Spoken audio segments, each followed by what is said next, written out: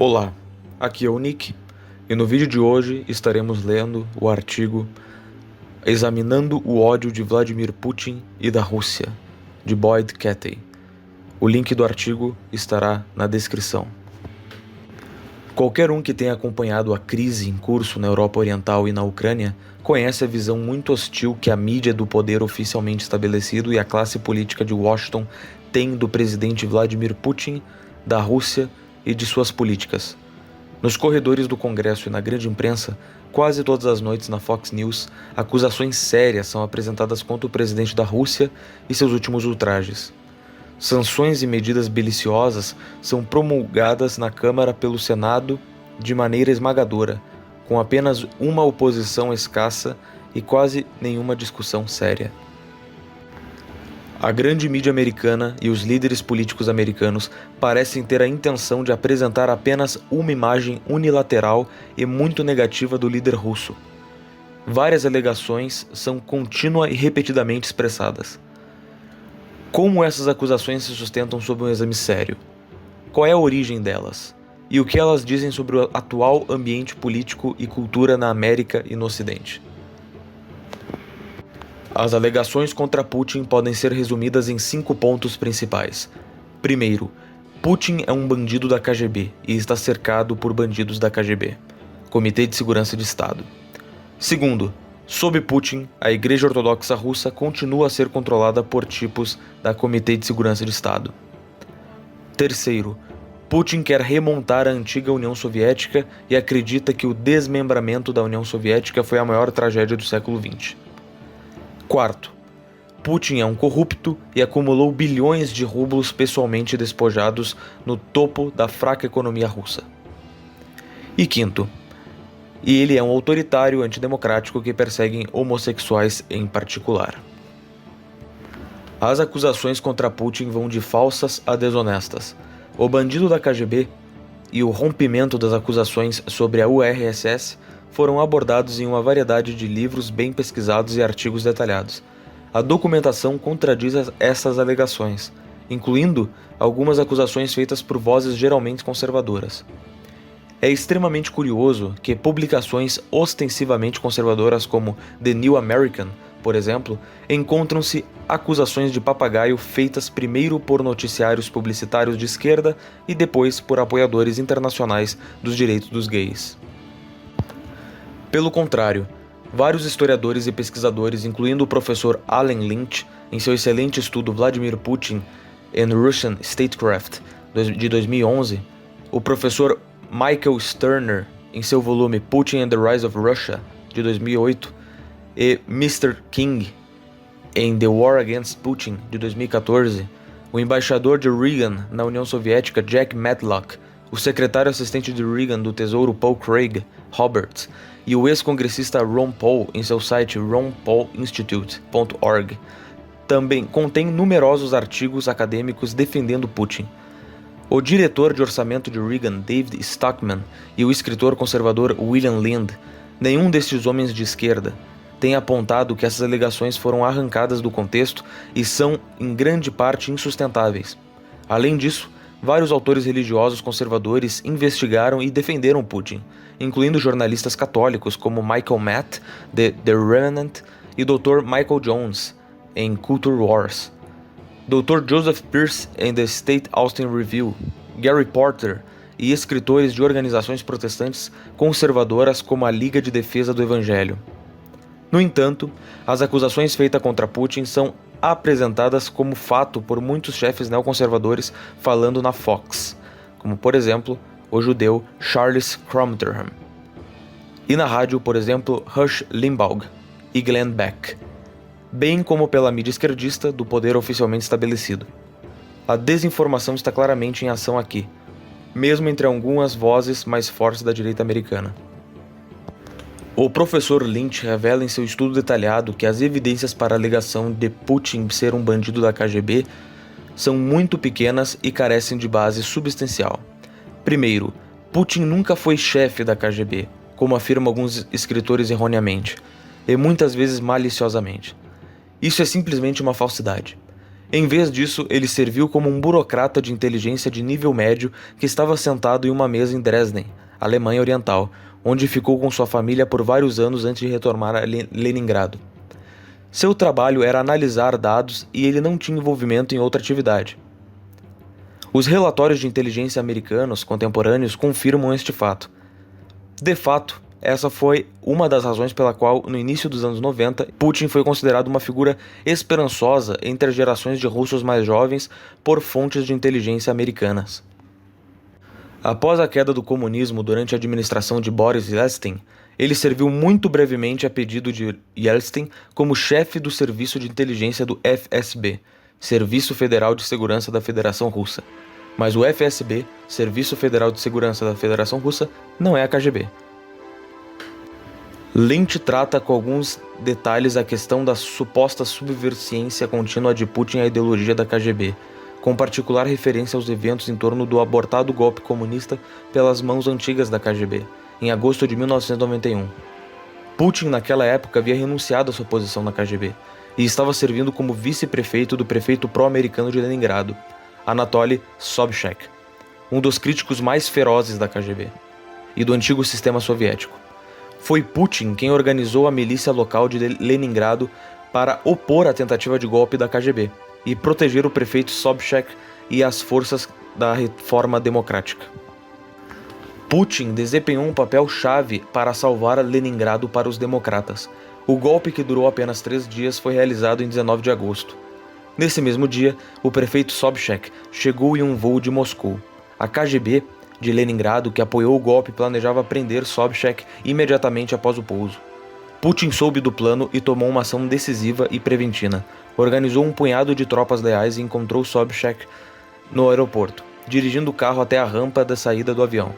A KGB voltou, não desejando arriscar um confronto aberto com a comitiva armada de Sobchak, liderada por Putin.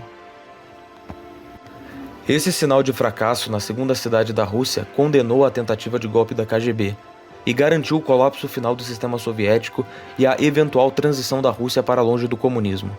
Foi Vladimir Putin, então, quem foi o grande responsável por derrotar e impedir o retorno do comunismo na Rússia. É muito difícil ver como um defensor secreto da KGB tomaria tal ação, se ele estivesse realmente favorecendo o retorno do comunismo.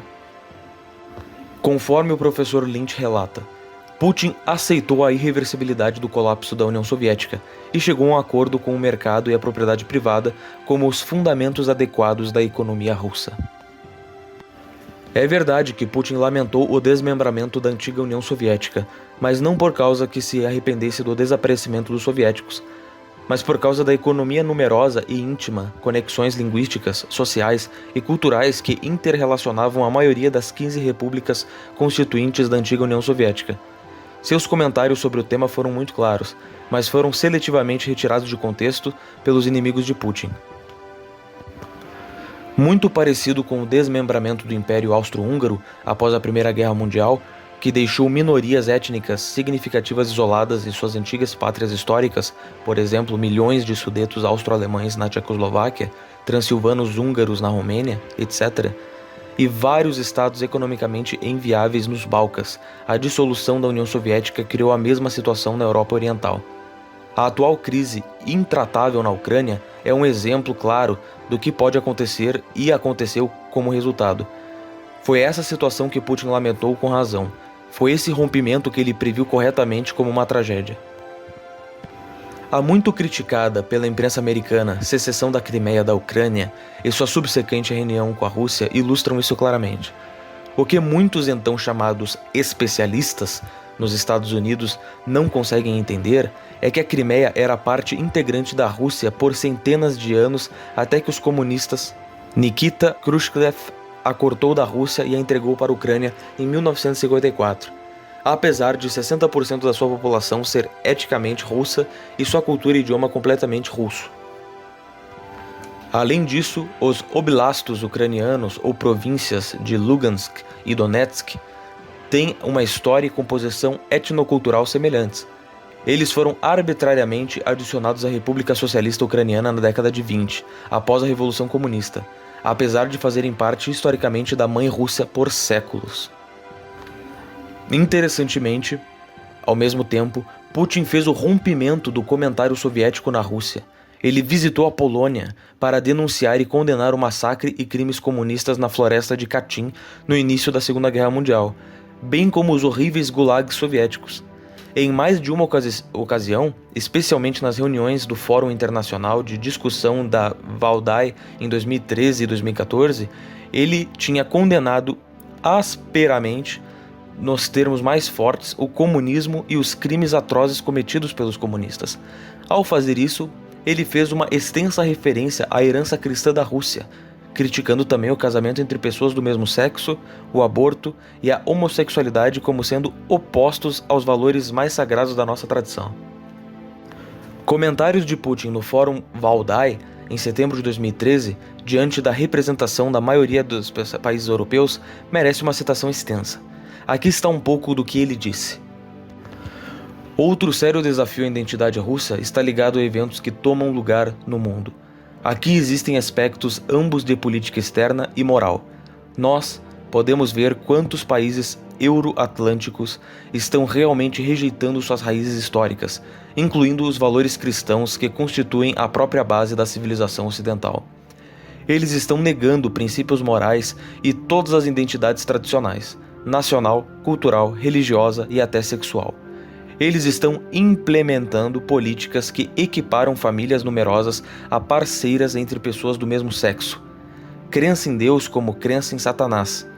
Os excessos de correção política chegaram a um ponto que as pessoas estão falando seriamente sobre o registro de partidos políticos cujo objetivo é promover a pedofilia. Pessoas que em muitos países europeus têm vergonha ou medo de falar sobre afiliações religiosas. Os feriados são abolidos ou até mesmo chamados de algo diferente. Sua essência foi escondida fora, assim como seu fundamento moral. E as pessoas estão tentando agressivamente exportar este modelo para todo mundo. Estou convencido de que isso abre o caminho direto para a degradação e o primitivismo, resultando em uma profunda crise de demografia e moral. O que mais além da perda da capacidade de se autorreproduzir poderia atuar como o maior testemunho da crise moral que uma sociedade humana enfrenta? Hoje, quase todas as nações desenvolvidas não estão mais capazes de se reproduzir, mesmo com a ajuda da imigração ilegal. Sem os valores embutidos no cristianismo, sem os padrões de moralidade que se fomentam ao longo dos milênios, as pessoas inevitavelmente perderão sua dignidade humana. Consideramos natural e correto defender esses valores. É preciso respeitar o direito de toda minoria de ser diferente, mas os direitos da maioria não devem ser colocados em questão. E Putin ganhou suporte e endosso firmes daquele anticomunista inveterado e mais intransigente, Alexander Solzhenitsyn. Antes de sua morte em 2018, Solzhenitsyn elogiou Putin e afirmou que acreditava que a aceitação pessoal de Putin da fé cristã era genuína. O embaixador americano William Burns visitou Solzhenitsyn em abril de 2008, pouco antes de sua morte, e o citou como afirmando que, sob Putin, o país estava redescobrindo o que era ser russo e cristão. O grande anticomunista russo também deu uma longa entrevista em 2007 com a revista alemã Der Spiegel, dizendo a mesma coisa. Então, se os odiadores de Putin estão corretos, Putin enganou o grande Solzhenitsyn, que era de longe o maior e mais intransigente anticomunista do século XX. Não é provável. Sobre a acusação de corrupção pessoal, Lynch oferece detalhes substanciais e discute como ela começou, basicamente espalhada pelos oponentes liberais de Putin. Para aqueles que sugerem que Putin fez uma fortuna com as suas escolhas políticas, Lynch e outros oferecem documentações substancial em o contrário. Putin não era corrupto, pelo menos no sentido convencional e venal. Seu traje modesto e francamente antiquado parecia uma aparente indiferença ao luxo pessoal, enquanto vice-prefeito. Ele havia adquirido o uso da dacha de verão do antigo consulado da Alemanha Oriental e até instalado uma unidade de sauna lá. Mas aquela casa incendiou no verão de 1996. Suas economias durante a vida de 5.000 queimaram com ela. Ter acumulado apenas 5.000 em 5 anos como vice-prefeito da segunda maior cidade e maior porto da Rússia, quando centenas de russos menos bem colocados estavam se enriquecendo com as escolhas do governo, implica algo diferente de motivos pecuniários por atrás das atividades de Putin. Em suma, Putin foi honesto, certamente pelos padrões russos. Ele viveu simplesmente e trabalhou diligentemente. Acusado por um inimigo de ter comprado uma vila de $1 milhão na França, Putin processou por difamação e venceu seu caso no tribunal um ano depois. Parte da hostilidade em relação a Putin surgiu quando ele se tornou presidente interino da Federação Russa, depois que Boris Yeltsin deixou o cargo em dezembro de 1999.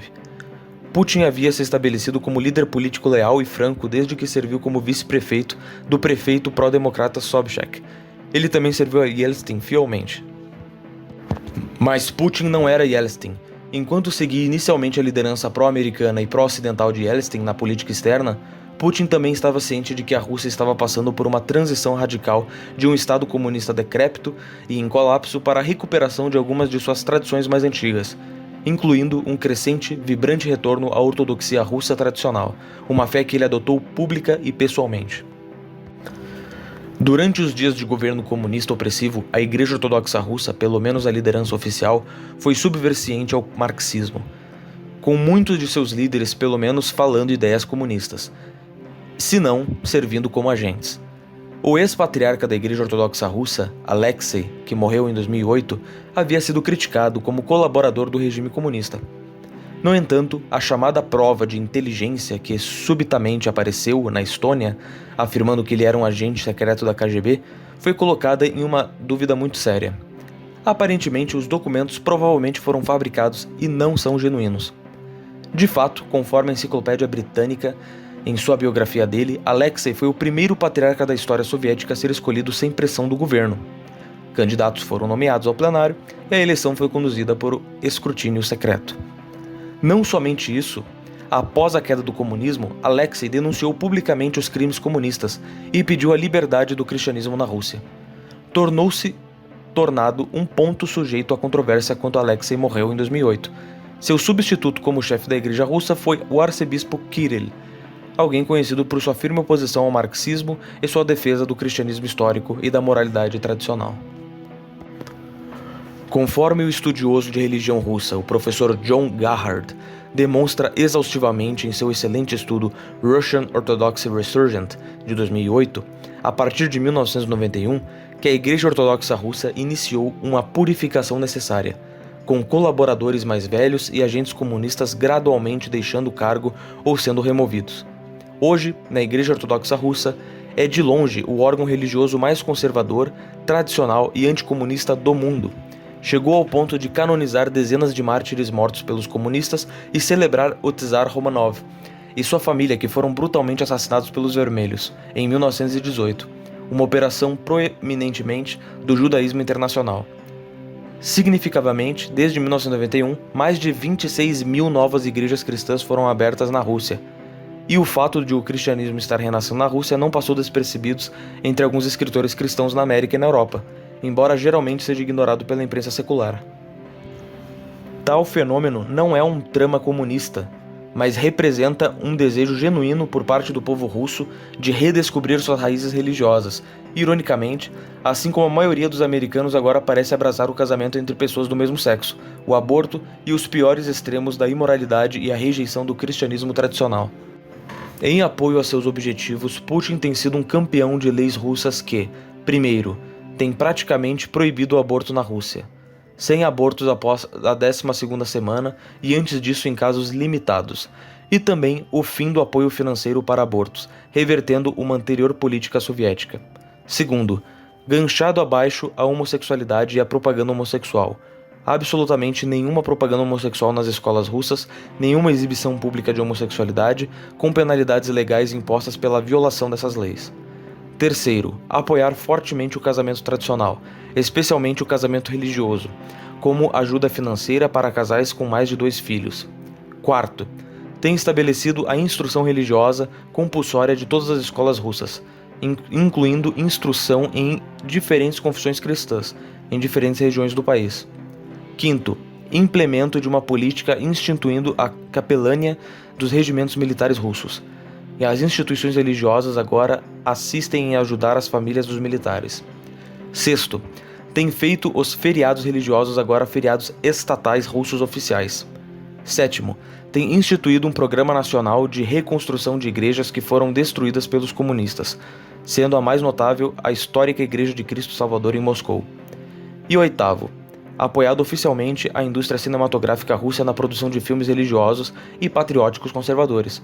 Curiosamente, o filme mais popular na Rússia em 2009 foi o filme Almirante, uma cinebiografia muito favorável ao líder do contra-revolucionário russo branco, Almirante Alexander Kolchak, que foi executado pelos comunistas em 1920. O filme foi financiado pelo Ministério da Cultura da Rússia.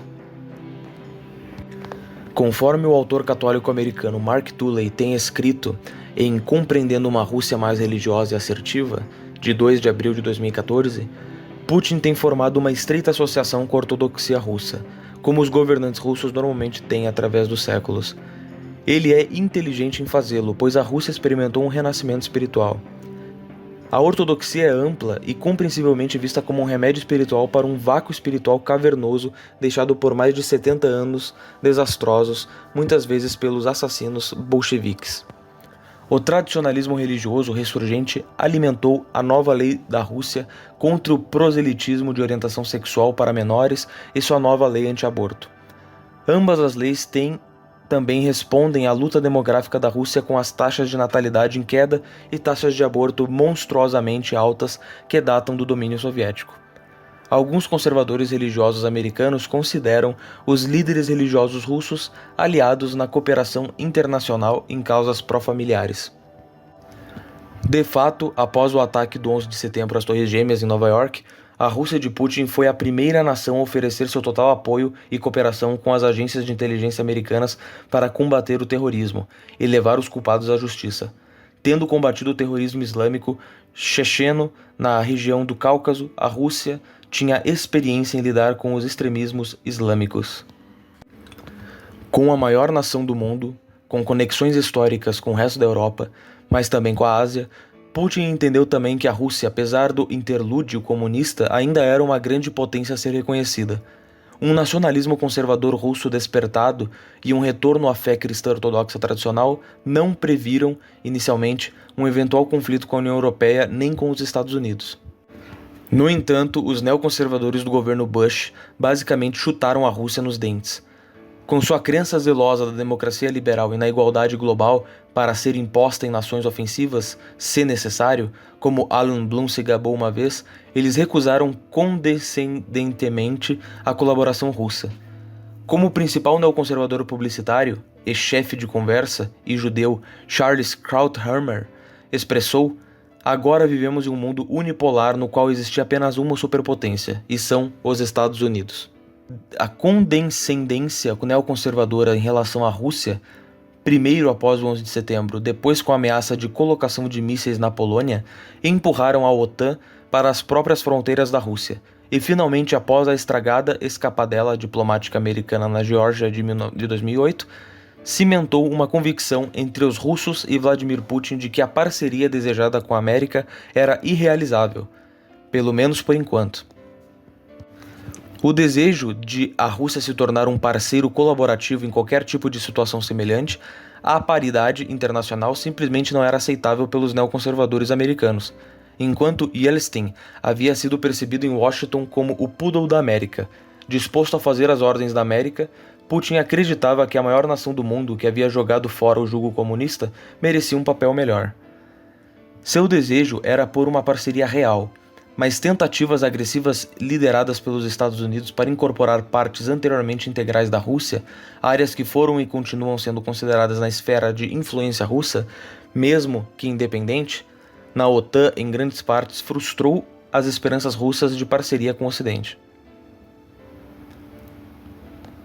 O falecido George Kennan alertou o poder oficialmente estabelecido da política externa americana de que a expansão da OTAN nessas áreas era um erro estratégico de proporções potencialmente épicas. Kennan alertou contra uma política externa que era utópica em sua expectativa, legalista em seu conceito, moralista e egoísta. Henry Kissinger ecoou essa visão em 12 de novembro de 2014, chamando na Der Spiegel a resposta americana à Rússia de um erro fatal. Talvez não seja coincidência que muitos dos publicitários neoconservadores atuais descendem de sionistas trabalhistas judeus imigrantes e habitantes do povo russo da zona de assentamento, que experimentou prógromos czaristas no final do século XIX. E quem mais tarde formou a vanguarda dos esforços marxistas para derrubar o czar e estabelecer um Estado socialista, na realidade um Estado marxista sob a visão de luta de classes, com um fundamento implícito ou explícito de atacar os desafetos e inimigos do judaísmo internacional, e não com o teor socialista europeu e até tradicional de harmonia de classes. O estudo gigantesco de Alexander Solzhenitsyn, 200 anos juntos, ainda não traduzidos para o inglês, embora exista uma edição em francês, oferece detalhes fascinantes sobre esse processo. O internacionalismo socialista manifestado por esses revolucionários encontrou sua encarnação em Leon Trotsky, assassinado por ordem de Stalin no México em 1940.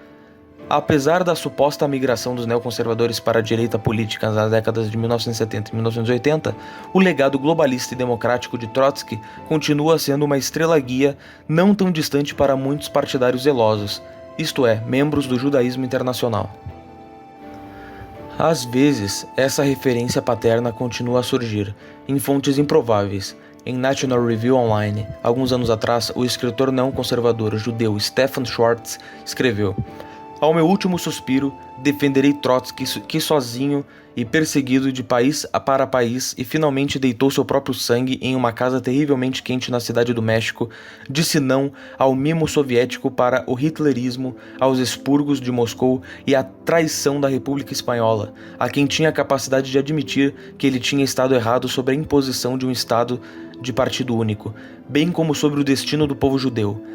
Para o mesmo último suspiro e sem desculpas, que os neofascistas e stalinistas em sua segunda infância façam disso o que quiserem."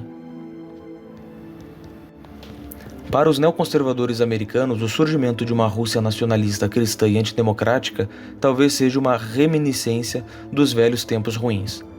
E apesar de circunstâncias muito diferentes, um Estado russo não conforme que exige qualquer forma de paridade com a única superpotência restante do mundo está fora de questão. Pelo contrário, Boris Yeltsin era um favorito dos neoconservadores. O mandato de Yeltsin como presidente parecia não apenas recuar um status de poodle americano de segunda categoria. Seu mero manejo da economia russa se mostrou desastroso para o russo médio, mas lucrativo para um punhado de oligarcas russos, que por sua vez estavam ligados aos interesses comerciais americanos. O artigo da Wikipédia sobre Boris Yeltsin resume suas ações desta maneira. Em 1995, quando Yeltsin lutou para financiar a crescente dívida externa da Rússia e obter apoio da elite empresarial russa para sua oferta nas eleições presidenciais de 1996, o presidente russo se preparou para uma nova onda de privatizações que oferecia ações de algumas empresas estatais mais valiosas da Rússia em troca de empréstimos bancários. O programa foi promovido como uma maneira de acelerar simultaneamente a privatização e garantir ao governo uma infusão de dinheiro necessária para suas necessidades operacionais. Contudo, os acordos foram efetivamente doações de ativos estatais valiosos em um pequeno grupo de magnatas em finanças, indústria, energia, telecomunicações e mídia que passaram a ser conhecidos como oligarcas em meados dos anos 90. Isso ocorreu devido ao fato de as pessoas comuns venderem seus vales por dinheiro. Os vales foram comprados por um pequeno grupo de investidores. Em meados de 1996, ações substanciais sobre as principais empresas foram adquiridas por preços muito baixos por um punhado de pessoas. Boris Berezovsky, o judeu, que controlava grandes participações em vários bancos da mídia nacional, emergiu como um dos apoiadores mais importantes de Yeltsin, junto com Berezovsky, Mikhail Khodorkovsky, o judeu, Vladimir Potanin, russo, Vladimir Bogdanov, russo, Red Vikirev, russo, Vigi Aleperov, azeri, Alexander Smolensky, judeu, Viktor Vexberg, judeu, Mikhail Friedman, judeu e, alguns anos depois, Roman Abramovich, judeu, foram habitualmente mencionados na mídia como oligarcas da Rússia e predominantemente membros do judaísmo internacional.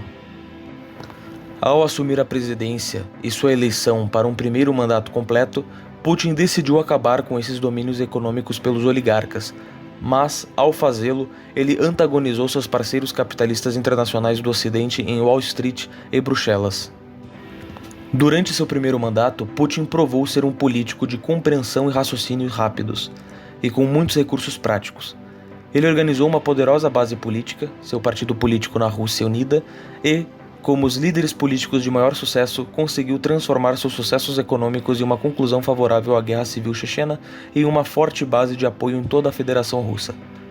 Criticado por alguns oponentes domésticos por não assegurar pontualmente todos os parâmetros de referência da democracia no estilo ocidental, Putin insistiu que o caminho difícil para a democracia russa era diferente daquele que tantas vezes era empurrado e imposto pelos Estados Unidos em todo o mundo.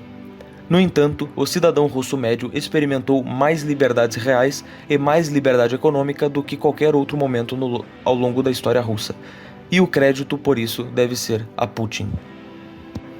As acusações contínuas de que Putin é corrupto e que se cercou de ex-membros da KGB têm como origem, sem surpresa, oponentes domésticos esquerdistas e liberais do presidente russo da Rússia, como Lynch, Paul Craig, Roberts, M.S. King e outros mostraram. De fato, a maioria dos conselheiros de Putin carece de sério envolvimento anterior com a KGB. As acusações, no entanto, foram recebidas pela mídia britânica, de Murdoch, e pela imprensa neoconservadora. Assim como elogiaram Yeltsin, rapidamente se voltaram contra o nacionalista Putin, que rapidamente se tornou, na imprensa ocidental, um bandido da KGB, um corrupto e um desejoso em restaurar a antiga União Soviética. Uma das principais fontes domésticas russas, embora indiretas, para as acusações de corrupção, vem através de um prolífico político russo, Boris Nemtsov. Ele, identificado como um novo liberal, é um oponente de longa data de Vladimir Putin e um dos favoritos de John McCain e vários conservadores convencionais. Ao longo dos anos, ele escreveu várias margens e panfletos eleitorais acusando Putin de tudo, desde encher o seu próprio ninho com bilhões de rublos à fraude eleitoral. Em cada caso, suas alegações carecem de tipo de fontes para torná-las credíveis. É como se o Al Gore tivesse escrito um panfleto sobre George Bush nas eleições de 2000. Ele e seu conteúdo seriam imediatamente altamente suspeitos. O fato de algumas publicações e fontes de notícias americanas supostamente conservadoras poderem dar crédito a essas acusações apenas demonstra o poder da mídia liberal esquerdista e o lobby homossexual antirrusso internacional que tentaram desesperadamente propagar tais ideais. Embora a origem de Nemtsov para a constante barragem da mídia ser importante, em recentes meses a natureza da oposição ocidental a Putin e à Rússia foram radicalmente transformada. Enquanto as boatarias vindas de Nemtsov certamente chegaram à imprensa ocidental, desde as proibições legais da Rússia, no início de 2013, contra a propaganda homossexual, especialmente direcionada a crianças menores de idade, e a franca defesa da instituição cristã do casamento, a vigorosa oposição a Putin assumiu uma dimensão moral, simbolizada melhor talvez pela nomeação de Obama sobre a colina de atletas abertamente homossexuais para chefiar a delegação dos Estados Unidos nas Olimpíadas de Sochi no início de 2014. Tal ação demonstrou tanto a rejeição fundamental da liderança americana, quanto os líderes da Europa Ocidental, da afirmação da Rússia do casamento tradicional e do cristianismo tradicional, enquanto ilustra a apostasia formal do Ocidente a partir de suas próprias amarras cristãs tradicionais. Entra a jornalista e autora russo-americana Masha Gessen. Inúmeras referências a Gessen começaram a aparecer no ano passado, e logo ela apareceu como uma autoridade russa em vários noticiários da manhã de domingo e como convidada dos programas especiais do establishment que lidam com a Rússia e a Ucrânia. Repetidamente, ela é identificada como a notável especialista e autora da Rússia, e Vladimir Putin. Seu volume de 2012, The Man Without a Face, The Unlikely Rise of Vladimir Putin, foi citado em programas como Meet the Press e Face the Nation, como crítica para entender a Rússia e seu presidente. Ela é a escritora mais citada sobre a Rússia e Putin agora no Ocidente. Mas quem é Masha Gessen? Ela é identificada pela Wikipédia, desconhecida por seu viés de direita, como ativista lésbica judaica, como dupla cidadania russa e americana. Como ela conseguiu isso? Ela é casada com uma lésbica com uma família que defende a abolição da instituição do casamento. Ela se identificou como uma oponente violenta de Putin e do cristianismo tradicional. No entanto, o livro dela é considerado o melhor volume para a Rússia e seu presidente, enquanto até seus defensores admitem que o seu estudo se parece como um editorial longo e apaixonado. Acrescentamos que Gazin é uma campeã implacável da banda russa de punk rock lésbico Pussy Riot, que profanou o altar-mor de uma das igrejas mais sagradas da Rússia, a Igreja de Cristo Salvador em Moscou. O volume dela, Words Will Break Cement, The Passion of Pussy Riot, é uma apologia apaixonada por uma banda lésbica pornográfica e um ataque vitriólico a Putin e ao cristianismo ortodoxo tradicional, especialmente à instituição do casamento, que Putin defende forte e publicamente. Seus ataques encontram um caminho para todos os aspectos de opinião americana, incluindo, infelizmente, publicações supostamente conservadoras. De fato, muitos neoconservadores são totalmente flexíveis em questões relacionadas aos direitos dos homossexuais. Gazin, então, tem se tornado uma das principais fontes de ataque, bem como de análise, lançada pelas principais redes. Como se pode ver, a verdadeira chave aqui é cada vez mais a questão da homossexualidade e o fato de que a Rússia de Putin defender uma ética cristã tradicional e reprimir a propaganda gay.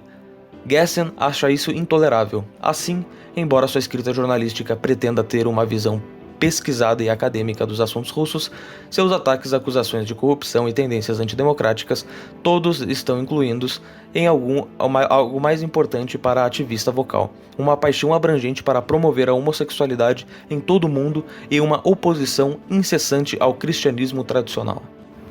Mas não é apenas uma publicitária proeminente e influente como Marsha Gazin que identifica a questão da homossexualidade como central para o ódio por Putin e pela Rússia contemporânea. As opiniões de Gazin agora são completamente populares no Ocidente, ilustradas de maneira retumbante pela nomeação do presidente Obama daqueles gays ex-atletas olímpicos para representar os Estados Unidos em Sochi. O gesto era inconfundível, mas seu simbolismo indicava algo mais profundo na mentalidade pós-cristã do Ocidente. De fato, este aspecto saliente do que eufemisticamente é agora chamado de defesa dos direitos humanos sustenta as políticas da União Europeia e do EUA em relação à Rússia. Organizações como Human Rights League, Peoples for the American Way e Nações Unidas têm se envolvido em nível global, cimentado em modelo. Na esfera política internacional, nenhuma ilustração mais clara desta influência generalizada sobre a política poder ser encontrada do que na resposta da chanceler alemã aliada americana Angela Merkel. As críticas do presidente Putin ao colapso da moralidade cristã tradicional da América e da Europa, conforme relatado no The Times of London, de 30 de outubro de 2014, Merkel, que há algum tempo insistia em uma abordagem mais suave da Rússia e continuava negociações, finalmente percebeu que não poderia haver reconciliação com Vladimir Putin quando ela recebeu suas opiniões rígidas sobre os direitos gays. A chanceler alemã estava envolvida em uma das 40 conversas que teve com o presidente russo no ano passado, mais do que total combinado com David Cameron, Francis Hollande e Barack Obama, quando começou a protestar contra a decadência do Ocidente. Nada exemplificou mais esse decaimento de valores do que a promoção de direitos gays do Ocidente, disse Putin. O Kremlin, em vez disso, deve adotar uma política de contenção ao estilo Guerra Fria. E Merkel não está sozinha. Ela se junta a Barack Obama, então presidente dos EUA, e aos primeiros ministros David Cameron, Francis Hollande, da Inglaterra e da França respectivamente, e aos líderes da União Europeia, ao expressar essa importante lógica subjacente à política ocidental em frente à Rússia. É então o abraço formal ocidental e americano da homossexualidade, casamento entre pessoas do mesmo sexo e outros desvios de moralidade cristã tradicional como normativa que abriu um abismo acentuado e motiva os defensores zelosos para quem Vladimir Putin e a Rússia tradicional revivida apresentam um desafio distinto ao seu eventual sucesso global. É então essa rebelião contra a natureza humana criada por Deus e contra a lei natural que se opõe amargamente à afirmação da Rússia da crença religiosa tradicional. É esta divisão agora que forma a base mais profunda do profundo conflito entre o Oriente e o Ocidente. De fato, o mundo foi virado de cabeça para baixo, com a Rússia agora defendendo o cristianismo, enquanto a elite políticas da mídia americana e ocidentais o atacam cruelmente. Como Patrick Buchman agora pergunta, com razão, de que lado está Deus agora?